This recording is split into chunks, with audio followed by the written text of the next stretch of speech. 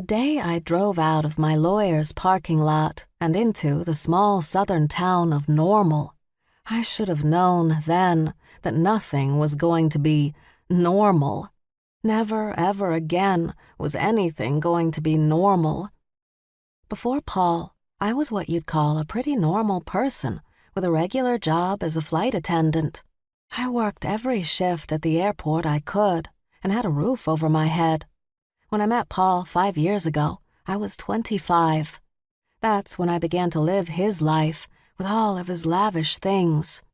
I'd gotten used to it pretty quickly, and the finer things just became part of my identity. Everyone thought I was a gold digger since Paul was a 61-year-old bachelor that had never been married.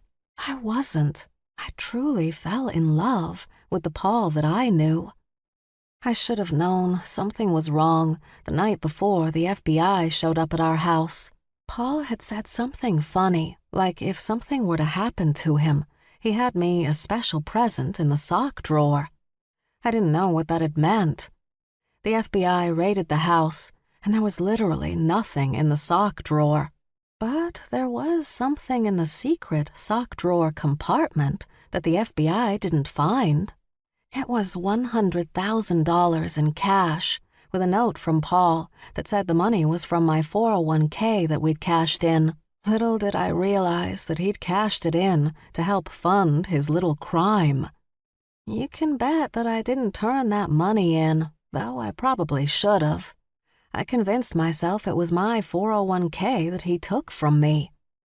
When it quickly dawned on me that my world was no longer in existence, I knew I had to make that money last. And this RV? What was I going to do with that? First off, I had no idea how to drive it. I didn't realize the toilet was just a hole that had to be cleaned out, which I can't believe there's not been an invention improving upon this. Regardless, I made it to Normal, Kentucky in a couple of days, like Stanley had predicted.